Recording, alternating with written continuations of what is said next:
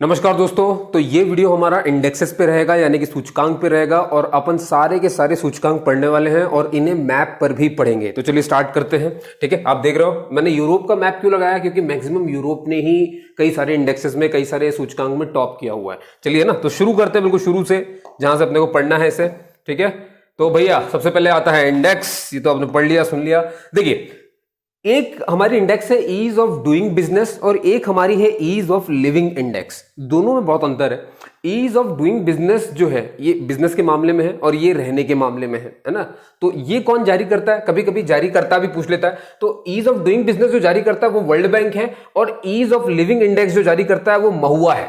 अब ये महुआ क्या है, आपको दिख रहा होगा, MOHUA, यानी कि ministry of housing and urban affairs. ये हमारी एक मिनिस्ट्री है, एक मंत्रालय है ना। तो ये जारी करता है ईज ऑफ लिविंग इंडेक्स, और ये बताता है कि कहाँ की आबादी 10 लाख से ऊपर की है और कहाँ की आबादी 10 लाख से नीचे की है। तो 10 लाख से ऊपर की आबादी जो हमें मिली है वो बेंगलुरु की है, और 10 लाख से नीचे की आबादी जो है वो शिमला की है।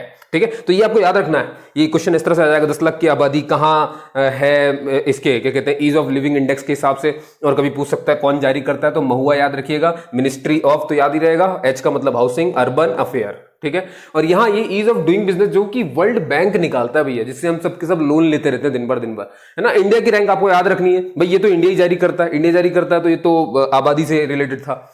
ये तो भैया वर्ल्ड बैंक जारी करता, मतलब इंडिया की रैंक होनी चाहिए। तो इंडिया की रैंक 63 है, पहले तो आपको ध्यान रखना है। इसमें टॉप किसने किया दोस्तों, न्यूजीलैंड ने। ठीक है, और न्यूजीलैंड ने सिर्फ इसी में टॉप नहीं किया है, न्यूजीलैंड ने कोविड परफॉर्मेंस एक इंडेक्स आता है, कोविड परफॉर्मेंस, है ना, कोविड परफॉर्मेंस, इसमें भी इन्होंने टॉप किया है। इसका मतलब है कि कोविड में अच्छे से टीका वीका सब करना, रख रखाव, बचाव सब करने में न्यूजीलैंड ने टॉप कर दिया, इसलिए कोविड परफॉर्मेंस इंडेक्स में ये सबसे टॉप में है। और क्योंकि इसने कोविड में बहुत अच्छा काम किया अपने लोगों के लिए, उनकी सुरक्षा के लिए, उनके स्वास्थ्य के लिए, इसीलिए न्यूजीलैंड के जो प्रधानमंत्री हैं उनको सर्वश्रेष्ठ नेता घोषित किया गया है। और आपको मालूम होगा कौन है वहां की, अंशिका अर्डन, सबको पता होगा, है ना। तो वहां की प्रधानमंत्री जो है अंशिका अर्डन, उनको भैया क्या कहते हैं, सबसे सर्वश्रेष्ठ पॉलिटिशियन घोषित किया गया है। ठीक है, क्यों, क्योंकि उन्होंने कोविड परफॉर्मेंस में बहुत अच्छा काम किया। और ईज ऑफ डूइंग बिजनेस देख रहे हो, बिजनेस करने में भी न्यूजीलैंड सबसे आगे, मतलब आसानी से आप बिजनेस वहां पे कर सकते हैं, वहां पे ज्यादा नियम के पालन में आप नहीं फंसेंगे। इंडिया वगैरह में आप देख रहे हो 63 में आते हैं, मतलब हमको बहुत सारे देखना पड़ता है। अब क्या करें, हम थोड़ा सा डेवलपिंग कंट्री है ना अभी। ईज ऑफ डूइंग बिजनेस दोस्तों 10 आधारों पर तय किया जाता है, ये भी आपको ध्यान रखना है। अब ये तो बात होगी कि इंडिया हमारा 63 पर आता है, लेकिन इंडिया में भी तो हमारे पास इतने सारे राज्य हैं, इतने सारे केंद्र शासित प्रदेश हैं। इनमें सबसे टॉप पर कौन है, अगर सिर्फ इंडिया की बात करें तो इंडिया में आंध्र प्रदेश टॉप पर आता है दोस्तों, जहां पर आप बिजनेस बहुत आसानी से कर सकते हो। ठीक है, और बस यही था इसमें। तो इंडिया 63 पर है, न्यूजीलैंड टॉप पर है, और सोमालिया एक अफ्रीकन कंट्री है जो कि सबसे लास्ट में, मतलब यहाँ बिजनेस कर ही नहीं पाओगे आप, हो सकता है इनकी कुछ होगा ही नहीं, तो कहां से करोगे। ठीक है दोस्तों, अब आओ, तो जैसे कि कोविड परफॉर्मेंस इंडेक्स की मैंने बात करी, आपको अभी भी बताया मैंने कि न्यूजीलैंड ने टॉप किया उसमें, है ना। और जेसिका अर्डन जो है, इनको क्योंकि वो वहां के प्रधानमंत्री, इतना अच्छा उन्होंने काम किया है, इसीलिए उन्हें बेस्ट पॉलिटिशियन भी कहा गया है। ठीक है, अब देखिए हमारा नंबर क्या है। चलो न्यूजीलैंड की तो बात हो गई भैया कि न्यूजीलैंड ने बिजनेस में भी टॉप कर दिया, कोविड परफॉर्मेंस में टॉप कर दिया। वहां पर हमने जो है ईज ऑफ डूइंग बिजनेस में हमारा स्थान जो है कितना है, कितना 63, है ना। और अब देखो जरा कोविड परफॉर्मेंस में हमने कितना अच्छा किया है, हमारा 86 है, 86 है अपना। ठीक है, 86 है। और सबसे लास्ट में ब्राजील है, ये साउथ अमेरिका की एक कंट्री, सबको पता होगा, है ना, साउथ अमेरिका कॉन्टिनेंट में। और 86 है हमारा इंडिया का। क्लियर दोस्तों, तो ये न्यूजीलैंड की बात हो गई। अब आते हैं दोस्तों, देखिए नॉर्वे की, है ना। नॉर्वे कहां पर है, पहले तो आप ये देख लो। आप अगर ये यूरोप देखोगे तो ये दिख रहा है आपको नॉर्वे, ये टॉप पर, है ना, ये नॉर्वे है। ठीक है दोस्तों, अब मैं नॉर्वे को आपको पहले तो ऐसे ही समझाता हूं। देखो नॉर्वे ने क्या किया है, 3 इंडेक्स में टॉप कर दिया है। एक तो नॉर्वे जो है सबसे best democracy, world democracy index जो है उसमें इसने टॉप कर दिया है, डेमोक्रेसी में। ठीक है, डेमोक्रेसी। अब आप मुझे बताओ, कोई गणतंत्र अगर बहुत शानदार गणतंत्र है, डेमोक्रेसी बहुत शानदार है उसकी, तो वो क्यों शानदार हुई होगी, मतलब उसके ह्यूमन का डेवलपमेंट अच्छा हुआ है, उसकी जो प्रेस है, यानी कि ये जो मीडिया है वो बहुत फ्री होगी भाई, तभी तो कि भाई वो आलोचना कर सके, सब कुछ पब्लिक तक पहुंचा सके, ओरिजिनल न्यूज पहुंचा सके। अपने इंडिया की तरफ नहीं कि बिल्कुल फेक न्यूज पहुंचा रहे हैं वहां पर, मतलब वो जो सरकार कर रही होगी, जो उसका इंटेंशन होगा वही उसकी मीडिया वहां पर दिखाती होगी। इसीलिए इसने नॉर्वे ने वर्ल्ड प्रेस फ्रीडम जो है ना, वर्ल्ड प्रेस फ्रीडम जो इंडेक्स आता है उसमें भी टॉप किया। ये वर्ल्ड डेमोक्रेसी में भी टॉप में है और ह्यूमन डेवलपमेंट इंडेक्स में भी ये टॉप पर ही है। अब सीधी सी बात है दोस्तों, किसी की डेमोक्रेसी क्यों बड़ी है? क्योंकि उसका ह्यूमन डेवलप कर गया। और ह्यूमन डेवलप क्यों कर गया भैया? क्योंकि उसकी मीडिया शानदार है, अच्छी खबर पहुंचाई, सारी जानकारियां पहुंचाई, क्या क्या जो नीतियां हैं सरकार की आपके बेनिफिट में, वो सब पब्लिक तक उन्होंने पहुंचाया होगा, इसलिए ह्यूमन डेवलप कर गया। तो जिसकी डेमोक्रेसी डेवलप है उसका ह्यूमन डेवलप करेगा और उसका प्रेस तो डेवलप करेगा ही करेगा। तो याद रखेंगे नॉर्वे ने डेमोक्रेसी, समझ गए ना? तो ये बहुत इजी हो जाता है दोस्तों। अब यहीं पे देखो आप, नॉर्वे, फिर स्वीडन और फिर जस्ट यहां पे फिनलैंड देखोगे। फिनलैंड आप याद रखो फन से, तो फन मतलब वर्ल्ड हैप्पीनेस रिपोर्ट में इन्होंने टॉप कर दिया भैया, वर्ल्ड हैप्पीनेस रिपोर्ट में इन्होंने टॉप कर दिया है, ठीक है, वर्ल्ड हैप्पीनेस रिपोर्ट में। अब आप यहां पर आ जाओ, क्या कहते हैं, स्वीडन, और ये स्वीडन ने भैया करप्शन,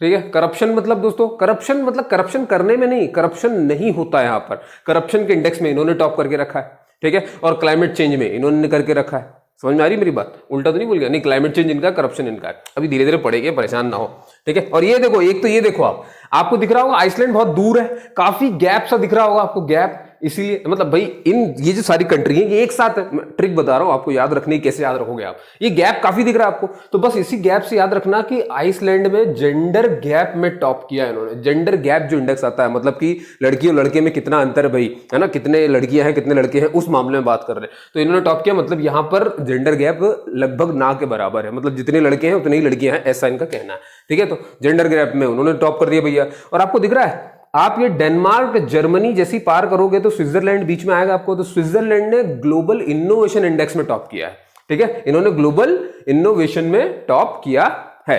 समझ गए आप मेरी बात? और करप्शन में इनने किया है, और ये भैया इन्होंने क्लाइमेट चेंज में किया है। मैंने उल्टा बोल दिया यहां पर, याद रखेंगे ये क्लाइमेट चेंज में है और ये करप्शन में है। करप्शन क्या, करप्शन ऐसे याद रखो, करप्शन भैया एक गुफा की तरह है।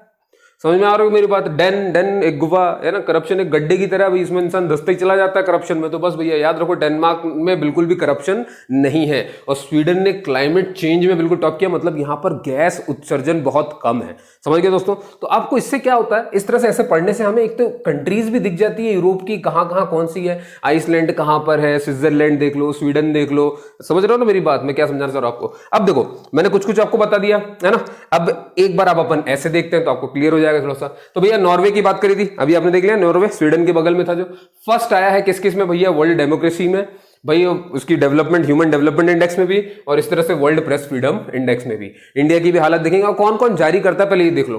ह्यूमन डेवलपमेंट इंडेक्स को जारी करता है यूएनडीपी, है ना, दूसरा ले लू कलर जरा मैं, यूएनडीपी जारी करता है। यूएन तो देखो, यूएन तो आप याद रखो, यूएन मतलब यूनाइटेड नेशन होता है, और डीपी, डी मतलब डेवलपमेंट और पी मतलब प्रोग्राम। ये एक प्रोग्राम है, संस्था नहीं है, पहली बात तो, ठीक है। तो इस प्रोग्राम ने ये ह्यूमन डेवलपमेंट की इंडेक्स निकाली, नॉर्वे टॉप पर है, इंडिया की रैंक 1 हमारी। देखो यहां पर हम डेवलपमेंट में, हमारे इंसानों के, भारत के इंसानों के डेवलपमेंट में 131 में है, और हमारी डेमोक्रेसी 53 नंबर की बहुत अच्छी सी डेमोक्रेसी है, और वहीं हमारा फ्रीडम देखोगे प्रेस का तो 142 है। समझ रहे हो मेरी बात आप, है ना? तो कहने का मतलब हम डेमोक्रेसी तो अच्छी बने, लेकिन ये कैसे हो गया कि हमारा ह्यूमन का डेवलपमेंट नहीं हुआ है और हमारा ये प्रेस की जो फ्रीडम है वो भी 142 है। तो डेमोक्रेसी देख रहे हो आप, फिर भी मतलब काफी अनमैच सा है सब कुछ, ठीक है दोस्तों।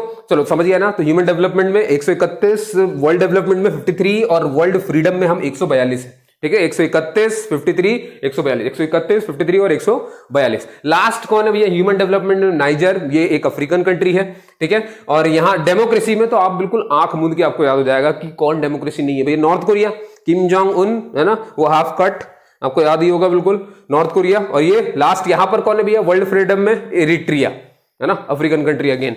अब देखिए दोस्तों, कभी कभी क्या होता है, ह्यूमन डेवलपमेंट इंडेक्स में से ये पूछा जाता है कि किस किस आधार पर ये रिपोर्ट तैयार होती है। तो ये 3 आधारों पर ये रिपोर्ट तैयार होती है। एक होती है लिटरेसी, यानी कि साक्षरता।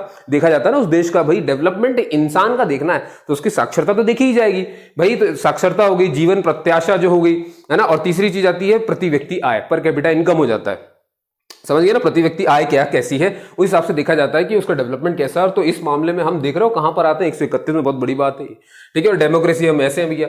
तो भैया जिस तरह से देखा कि यूएनडीपी ह्यूमन डेवलपमेंट इंडेक्स निकालता है, तो वर्ल्ड डेमोक्रेसी इंडेक्स कौन निकालता है? ये निकालता है EIU। ई का मतलब इकोनॉमिक, आई का मतलब इंटेलिजेंस, और यू का मतलब हो गया यूनिट। तो इकोनॉमिक इंटेलिजेंस यूनिट जो है वर्ल्ड डेमोक्रेसी इंडेक्स निकालता है। तो याद रखिए, डेमोक्रेसी है लेकिन निकालता इकोनॉमिक वाली एक संस्था है, तो आपको थोड़ा सा ध्यान रखना है इसको। वर्ल्ड फ्रीडम प्रेस जो है भैया ये बहुत आसानी से याद रहेगा आपको, reporters without borders, reporters without borders ये जारी करते हैं वर्ल्ड प्रेस फ्रीडम। ठीक है, एक बार रिवाइज कर लेते हैं। ह्यूमन डेवलपमेंट इंडेक्स को यूएनडीपी निकालता है, वर्ल्ड डेमोक्रेसी इंडेक्स को आईयू इकोनॉमिक इंटेलिजेंस यूनिट निकालता है, और वर्ल्ड प्रेस फ्रीडम इंडेक्स को रिपोर्टर्स विदाउट बॉर्डर निकालता है। हमारा इंडिया का 131 है ह्यूमन डेवलपमेंट में, 53 वर्ल्ड डेमोक्रेसी में, और 142 इसमें। क्लियर हो रही बात दोस्तों, है ना? चलो बहुत बढ़िया। ठीक है, तो नॉर्वे आप समझ गए ना, डेमोक्रेसी अच्छी है इसलिए प्रेस फ्रीडम और ह्यूमन डेवलपमेंट भी दोनों अच्छे हैं। ठीक है, चलो। और आइसलैंड जेंडर गैप में मैंने बताया ये ग्लोबल इनोवेशन में स्विट्जरलैंड, तो अब ये आगे पढ़ेंगे अब अपन। तो ग्लोबल इनोवेशन इंडेक्स याद है, स्विट्जरलैंड अभी बताया था, स्विट्जरलैंड वही जर्मनी, और जर्मनी के नीचे जस्ट होता है। ठीक है, अब इसमें इंडिया कितना अच्छा है इनोवेशन के मामले में, तो हम इसमें 48 नंबर पे आते हैं। ठीक है, अभी याद रखना 131 किस्में थे, 53 किस्में थे, 63 किस्में थे, 86 किस्में थे, सब याद रखोगे आप, है ना? सारी रैंक एक बार और सुनना, इस वीडियो को 2 की स्पीड में सुन लो आप। 2 की स्पीड आती है ना, यूट्यूब देता है आपको 2 की स्पीड, ये लगाओ और सुन लो, और 2-3 बार सुनो, आपको ये बिल्कुल याद हो जाएंगे जैसे मुझे याद है थोड़ी देर में। ठीक है, तो स्विट्जरलैंड इनोवेशन में हो गया, इससे यूरोप की कंट्रीज भी आ जाती, कौन कौन सी कहां पे, तो मैप से ज्यादा कुछ करा करें, पढ़ा करें। ठीक है, और फिर मैं आपको ट्रिक और वो तरीके तो बता ही रहा हूं। फिर अब देखिए वर्ल्ड हैप्पीनेस इंडेक्स की बात करें, अभी मैंने बताया था हैप्पीनेस फिनलैंड याद है, स्वीडन के बगल में वो ऊपर की तरफ था। इसमें हमारा नंबर देखो भैया 139 से ज्यादा खुश है नहीं अपन, है ना? ज्यादा अब पता नहीं क्यों नहीं खुश है, जो भी है सीधी सी बात है, नहीं है खुश, तभी तो ये नंबर है ना 139 है। और लास्ट हमारा कौन सा है? अफगानिस्तान है दोस्तों। ठीक है, लास्ट कौन सा हमारा? अफगानिस्तान। अब इतना कोरोना फैला है, कहां से खुश रहोगे? अब भैया ये देख लो कि कौन क्या जारी करता है, तो ग्लोबल इनोवेशन इंडेक्स को जारी करता है WIPO, विपो। W मतलब वर्ल्ड हो गया, इंटेलेक्चुअल हो गया, प्रॉपर्टी हो गया, ऑर्गेनाइजेशन, तो वर्ल्ड इंटेलेक्चुअल प्रॉपर्टी ऑर्गेनाइजेशन इसे जारी करता है। किसे? वर्ल्ड इनोवेशन इंडेक्स को। अब आता है भैया हैप्पीनेस इंडेक्स कौन जारी करता है, तो यूएन तो आपको मालूम हो गया होगा, यूनाइटेड नेशन। SSD का और देख लीजिए, SSD का मतलब होता है सस्टेनेबल सॉल्यूशन डेवलपमेंट नेटवर्क, है ना? SSD का मतलब हो गया सस्टेनेबल सॉल्यूशन डेवलपमेंट नेटवर्क। ठीक है, इसको थोड़ा सा याद रखेंगे। फिनलैंड इसमें टॉप पे है, ज्यादा आपको मेहनत नहीं पड़ेगी। और भैया अभी मैंने बताया था ग्लोबल जेंडर गैप था ना, आइसलैंड में वो ऊपर की तरफ था, तो इसमें आइसलैंड टॉप कर गया है। हमारा नंबर देख रहे हो 140 है, हमारे यहाँ तो अच्छा खासा जेंडर गैप है, आप ये समझ गए होंगे। इसको जारी कौन करता है भैया? इसको जारी करता है WEF यानी कि वर्ल्ड इकोनॉमिक फोरम। ये बस कुछ कुछ चीजें आपको याद रखनी है। आप मैक्सिमम देखोगे अफगानिस्तान सब में लास्ट ही मिलेगा आपको। भैया एक आता है भुखमरी का, ग्लोबल हंगर इंडेक्स आती है दोस्तों, इसमें इंडिया का नंबर बस आप याद रखिए 94th है हम, मतलब बहुत गंभीर हालत है हमारी, भुखमरी छाई हुई है अपने भारत में, एक तरह से ये कहना चाह रहा हूं मैं आपसे, भाई रिपोर्ट दिखा रही ना। फिर अगला है भैया global fire power defence review.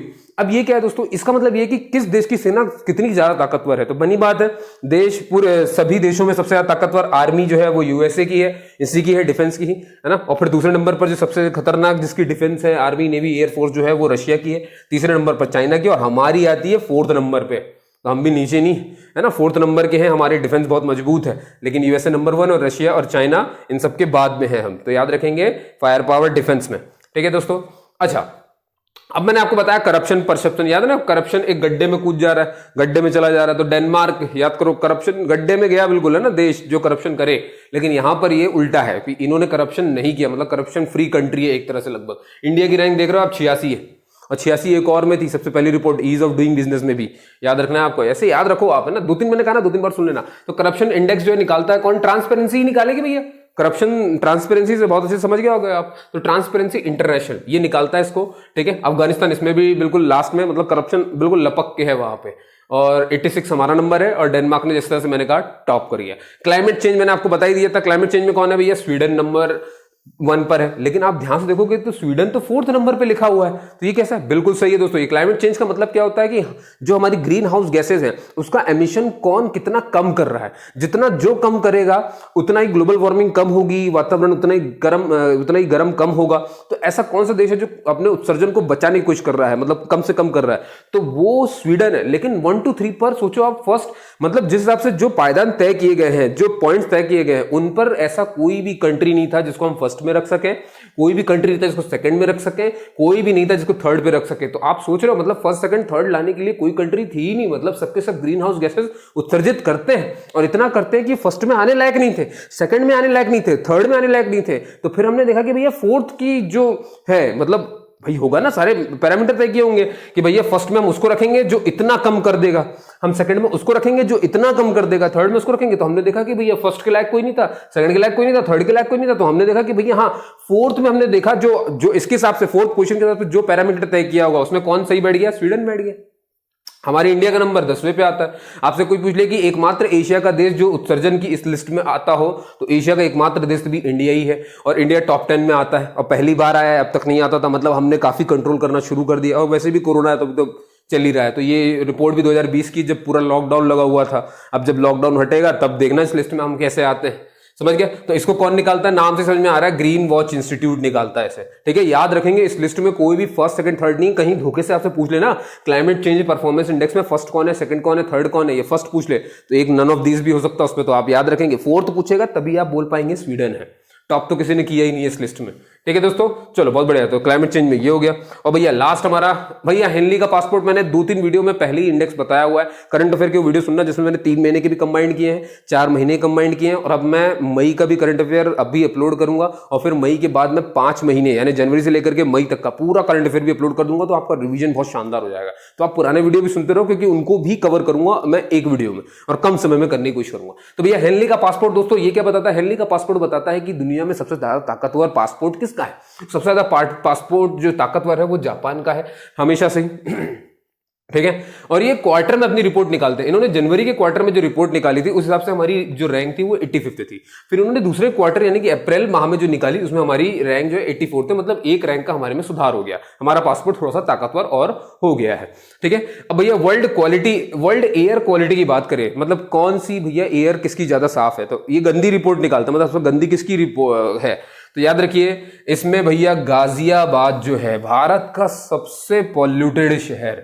Ghaziabad सबसे पॉल्यूटेड शहर है गाजियाबाद। और पूछा जाए कि जितने भी दुनिया में राजधानियां हैं, भाई सभी कंट्री की अपनी अपनी राजधानी है, तो उन राजधानियों में सबसे पॉल्यूटेड राजधानी कौन सी है, तो वो इंडिया की राजधानी है, दिल्ली।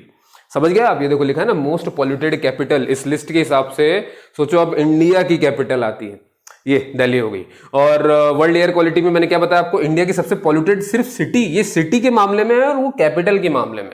सिटी के मामले में पूछा जाए तो गाजियाबाद, और कैपिटल के मामले में पूछा जाए तो दिल्ली बोलना है आपको। बात समझ में आ गई, ठीक है। और बस सही है, बस इतना होता है ना दोस्तों। चलिए ठीक है, तो आपने मुझे सुना उसके लिए बहुत बहुत धन्यवाद, है ना। मिलते हैं करंट अफेयर के वीडियो में जो कि हमारा मई महीने का होगा पूरा, थोड़ी देर में मैं अपलोड करूंगा, तो उसको देखिएगा, ठीक है। आपने मुझे सुना उसके लिए बहुत बहुत धन्यवाद। जय हिंद।